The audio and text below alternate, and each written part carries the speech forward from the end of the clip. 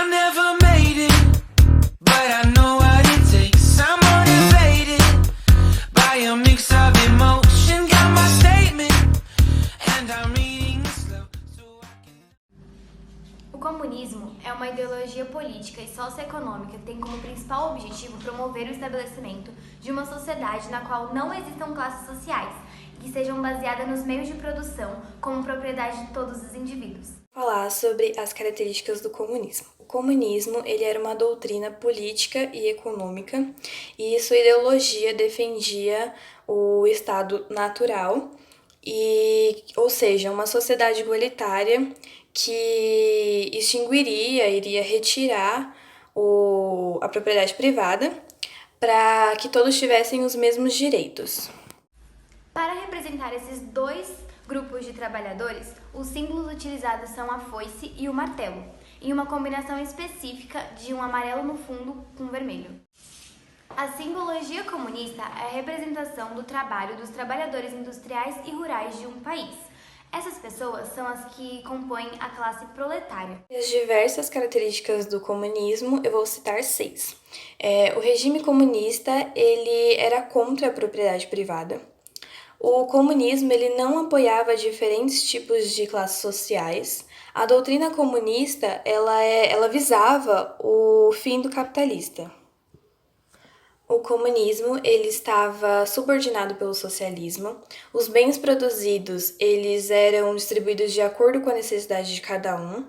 E o comunismo ele apoiava a não existência de um governo. Agora nós vamos falar sobre a história do comunismo.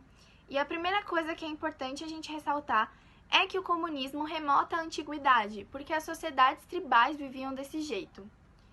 E o primeiro pensador que tentou definir o comunismo foi Platão, que através da sua obra A República descreveu um estado onde mulheres, bens e filhos seriam compartilhados. Desse modo, não teria constituição familiar ou propriedade privada. A união sexual seria temporária e a criação das crianças seria sob tutela estatal. Depois dessa, muitas outras obras foram escritas, todas elas querendo atingir a desigualdade, querendo banir a desigualdade através do comunismo.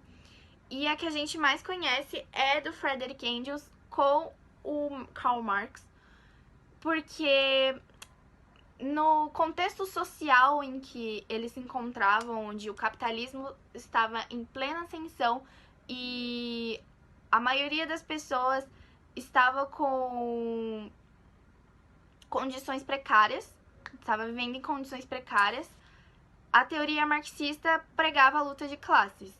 E para esses dois pensadores, quando a classe proletária conseguisse entender a situação onde eles se encontravam, a situação de opressão, eles conseguiriam se organizar e possivelmente lutar pelo fim da desigualdade.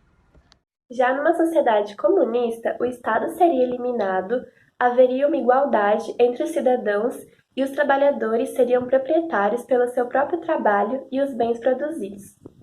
Agora eu vou falar da diferença entre o comunismo e o socialismo. Apesar de muita gente confundir essas duas linhas de pensamento e tratá-las como sinônimo, comunismo e socialismo se diferem em vários aspectos. Segundo a teoria de Marx, o socialismo nada mais é do que uma etapa para se chegar ao comunismo. Numa sociedade socialista, o Estado e o governo são mantidos nos controles das relações e dos meios de produção.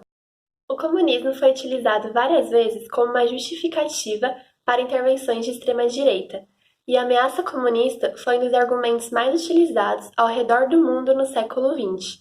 Hoje em dia, o Partido Comunista se encontra enfraquecido, já que em 2017, um deputado do PSL criou um projeto de lei com o objetivo de criminalizar qualquer ato comunista no país. Boa tarde, meu nome é Giovana e eu vou falar sobre o Partido Comunista no Brasil. O comunismo surgiu em 1922, no Rio de Janeiro, com a fundação do Partido Comunista do Brasil, PCdoB. Ele teve grande importância no cenário político nacional, pois a partir dele surgiram vários outros partidos. Durante sua história, ele teve de agir de maneira clandestina, principalmente nos períodos de repressão, como no governo de Getúlio Vargas e durante a ditadura militar. Geralmente, a foice e o martelo são associados com a estrela de 5 pontas, que representa tanto os continentes habitados do planeta quanto os 5 componentes da sociedade comunista. Os camponeses, os operários, o exército, os intelectuais e a juventude.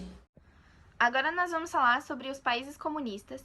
E atualmente nós temos sim países que são considerados e classificados como nações comunistas.